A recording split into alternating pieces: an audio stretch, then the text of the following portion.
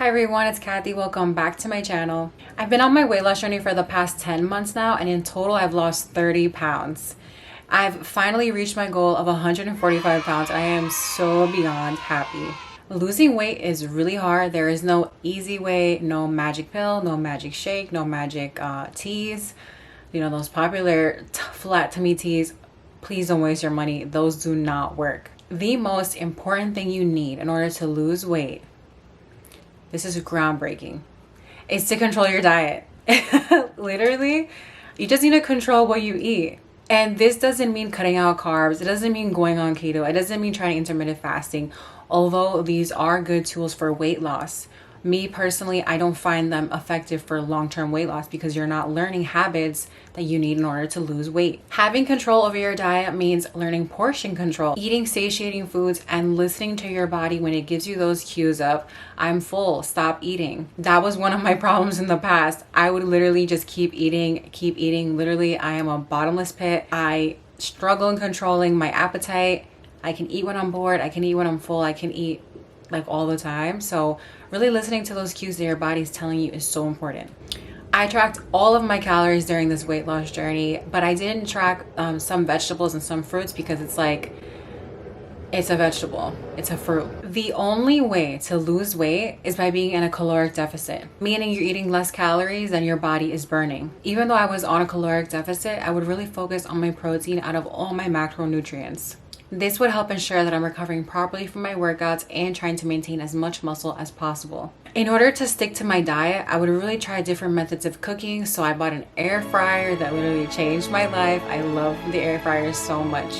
I would also use Pam spray and water to cook my foods instead of oil. So oil is really heavy in calories and I really did not want to spend those calories on oil. Most of my carb intake is complex carbs. Complex carbs are very satiating, meaning they keep you full for longer versus simple carbs. The complex carbs that I love in my diet is Japanese squash. I eat it all the time. Literally, I can never get tired of it. Sweet potatoes, brown rice, quinoa, beans, beets, carrots, like all of that. That's the majority of my diet, but I also still eat simple carbs. So white potatoes, French fries, hash browns, potato chips, cookies. Like I eat all that stuff still, but I eat it in moderation and I really try to control my portions.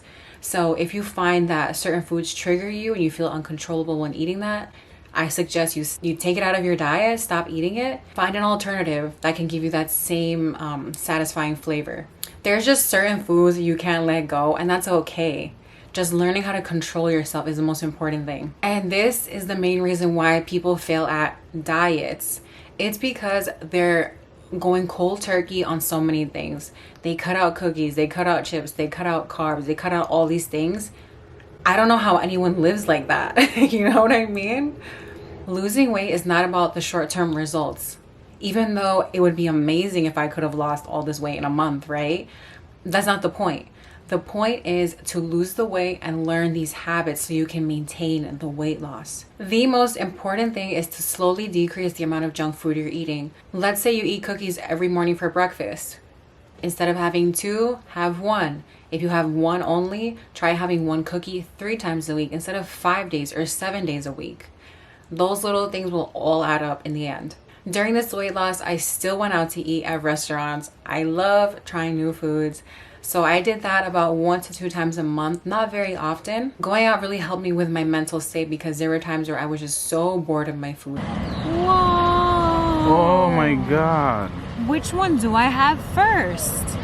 Both of them. And really tired of eating such little amount of food. So what I would do is fast for the whole day and then just eat whatever I wanted when I was out.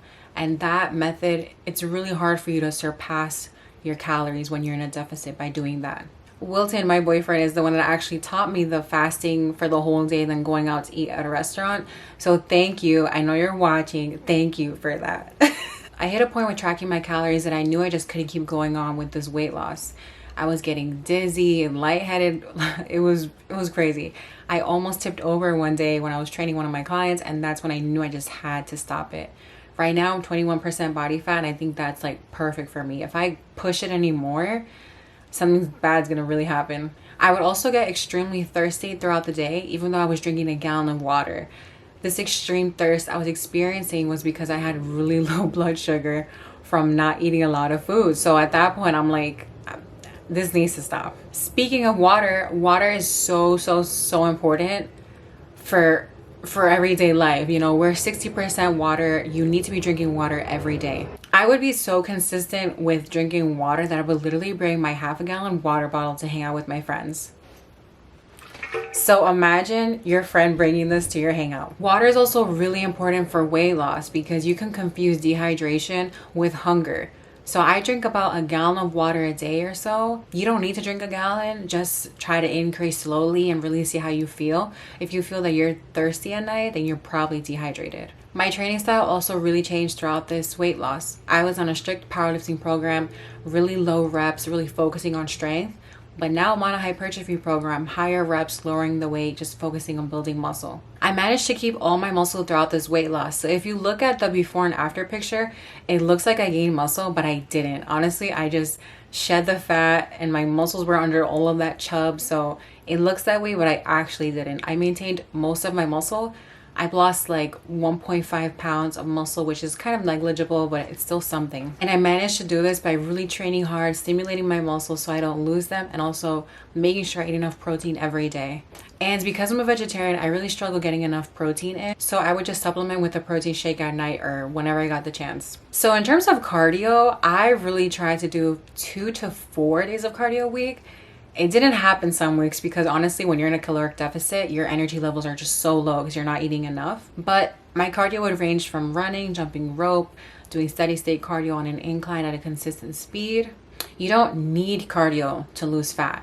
It's really all about the calories, but it honestly helps, and I really do love how running and jumping rope makes me feel. Cardio is also really important for your heart health, so just make sure you're doing it. Losing weight is a patience game. It literally took me 10 months of being consistent to really get this done. I ate a balanced diet, I trained hard, I made sure I slept 7 to 9 hours a day, drinking enough water every day. This weight loss journey wasn't easy for me at all, literally at all. I would tell Wilson all the time, like, oh my God, I'm so over this. I'm like really just, I can't do this anymore. But he would really encourage me to just like keep going, you know, like kind of coach me through it. So that really helps having someone that you can talk to throughout this whole journey. This weight loss was my top priority.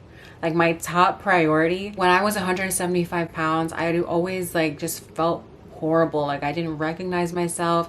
I gained so much weight for the wrong reasons. I gained weight in hopes of my boobs getting bigger because I was told they were too small. So I really feel like I'm becoming who I've always wanted to be now, if you know what I mean. I knew if I didn't start now, if I didn't start controlling my diet, controlling my mental health, controlling how I saw myself, I would just never do it. It's like a now or never type of thing. The most important thing is to do this for you. Do this because you want it for yourself. Don't gain weight because someone's telling you. Don't lose weight because someone's telling you. Do this for you. Prioritize yourself. You need to be selfish. Be selfish because you deserve it. I stopped listening to the opinions of others. I don't care if anyone doesn't like my body now. I don't care if someone's like your legs are too big. I don't really care if someone's like your arms are too small. I really don't care. I spent my early 20s around the wrong people, trying to please people that really didn't care about me. And I'm so tired of it now. Focus on your mental health, spiritual health, and physical health just for a few months and you'll see the difference in your quality of life. Right now, I'm gonna focus on recomposition, so just eating at maintenance calories and trying to gain as much muscle as possible. I do wish my stomach was a little flatter, but I'm sure that will come along with the recomposition. I'm learning to love myself for my athleticism, my strength, my drive, my compassion for others, and my work ethic. I'm learning to love my body more and more every day, and I literally could never say this 3 years ago. So like just even mentally, I'm just in a better place and I just could not be more than happy. Don't forget to like, subscribe, and hit that bell notification button for more future videos. Bye everyone.